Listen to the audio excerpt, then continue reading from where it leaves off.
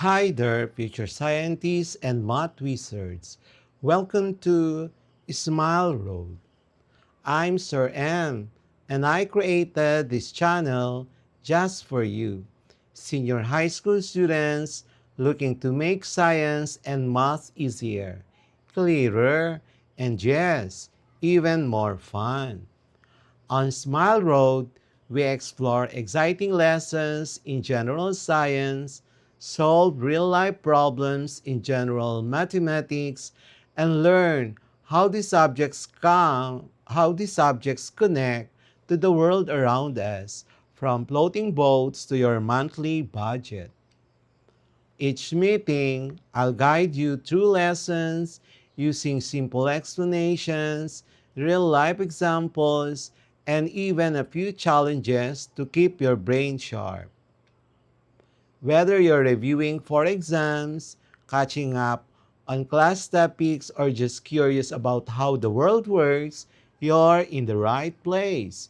Don't forget to hit that like, subscribe, and notification bell so you won't miss any of our learning adventures here on Smile Road.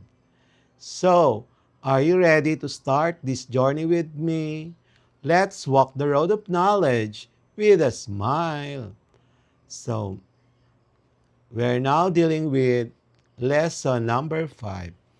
Lesson number 5 deals with percentage increase or decrease in various contexts. Intended learning outcomes. By the end of this lesson, the learner should be able to define percentage increase and percentage decrease in various real-life contexts. Letter B. Differentiate between percentage increase and percentage decrease based on given data. Letter C. Identify the original value, new value, and the amount of change in different scenarios. Letter D. Apply the correct formulas to compute per percentage increase and percentage decrease. Letter E. Solve real-life problems involving price changes, salary adjustments, and population changes, and other application. In everyday life, we often compare values at two different points in time or in two different situations. Prices of goods go up or down, salaries increase, population change, and even the scores in your favorite match sports match fluctuate. When we want to describe how much something has grown or shrunk relative to its original amount, we use percentage increase or percentage decrease. This helps us see the change in proportion, not just the raw difference. Understanding the concept. A percentage increase happens when a value becomes greater than before. A percentage decrease happens when a value becomes smaller than before. The idea is to find the amount of change difference between the new value and the old value. Number 2, the size of that change in relation to the original value. Number 3, expressing it as a percentage. Letter B, formula. For percentage increase is equal to new value minus original value over original value times 100%. For percentage decrease, original value minus new value divided by original value times 100%. Letter C, step-by-step process. Number 1, identify the original and new ones. The original value is what we start with. The new value is the updated or changed value. Find the change, the amount of change. So change is equals to the new value minus original value. Examples in context, prices of goods. Scenario, a kilo of rice cost 45 pesos last month and 50 pesos this month. So the change is 50 pesos minus 45 pesos. So we have a 5 per peso increase. So percentage increase is equal to 5 divided by 45 times 100%, which is approximately 11.11%.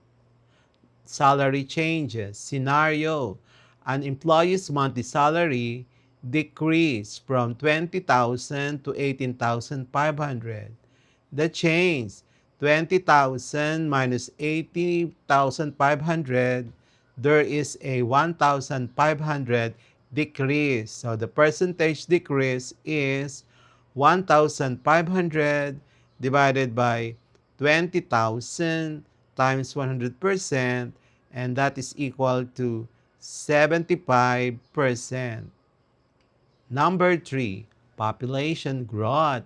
A town had 25,000 residents last year and 27,000 this year. So the change is 27,000 minus 25,000. You have a 2,000, an increase. So percentage increase is equal to 2,000 divided by 25,000 times 100% is equal to 8%. Now, letter E, common mistakes to avoid. Using the new value as the base instead of the original value. Number 2, always divide by the original amount, not the new one. Number 3, forgetting to multiply by 100 to convert from decimal to percentage. Confusing increase with decrease when the numbers are reversed. Always check if the change is positive, that's an increase, and negative, that is decrease. Letter F, real-life applications in finance, tracking investment growth or loss. In business, calculating discounts and markups. In science, measuring experimental changes in data. In economics, understanding inflation and deflation. In personal life, monitoring changes in grades, weight, or expenses. Letter G, key takeaway. So, an increase, that's the new value is greater than the original value. Decrease, new value is less than the original value. The percentage change, that's the change over the original value times 100%. Use positive results for increase and positive results labeled as decrease when the change is down. Formulas. Number 1, the amount of change. So amount of change is equal to new value minus original value. If the result is positive, there is an increase. If the result is negative, there is a decrease. Number 2, percentage increase. Percentage increase is equals to the new value minus original value over the original value times the 100%. Number 3, percentage decrease.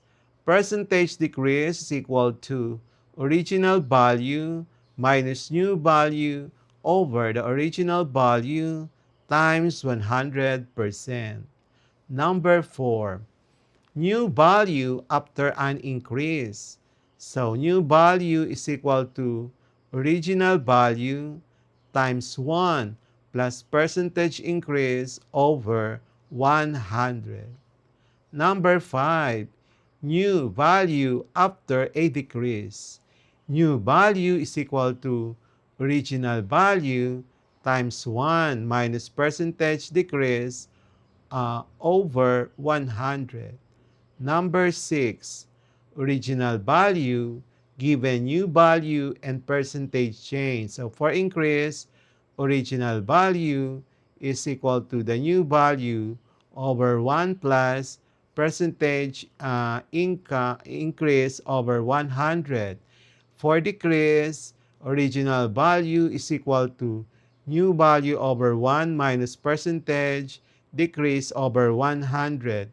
Those formulas were taken from the original formula and you use what we call cross multiplication.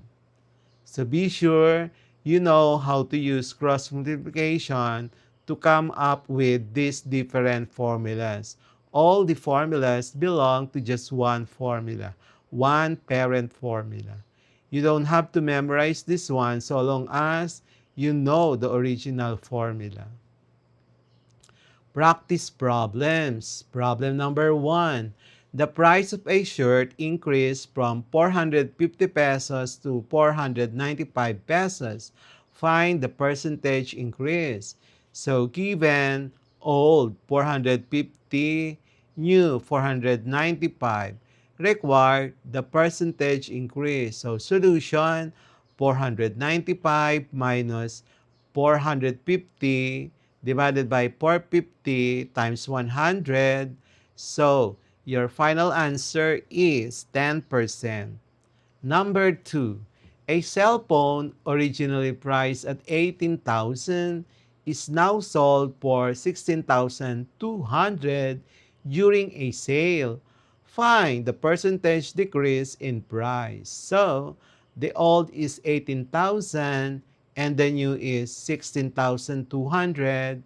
Require the percentage decrease. So, solution, 18,000 minus 16,200 over 18,000.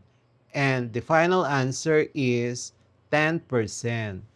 Number 3, a laptop's price was 35,000 last year and rose to 38,500 this year.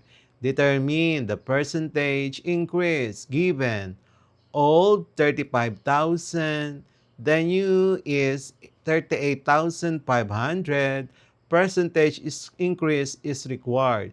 So solution, 38,500 minus 35,000 divided by 35,000.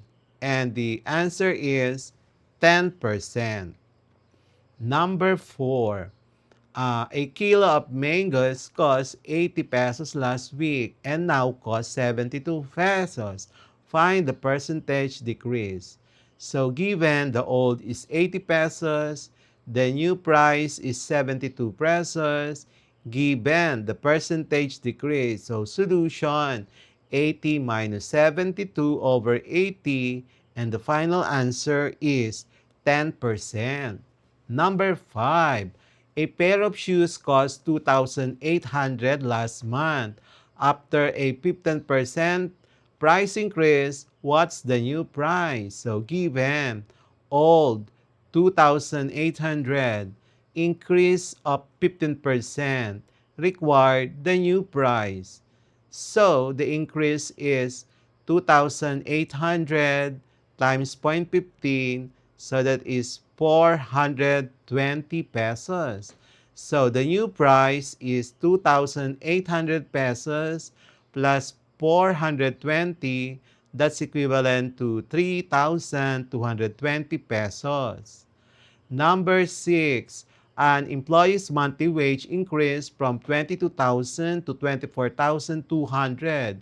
Find the percentage increase in her salary. Given old 22,000, new 24,200, required percentage increase. So solution, 24,200 minus 22,000 divided by 22,000 times 100%, that's equivalent to 10%. We will have the next part of this lesson, number 5.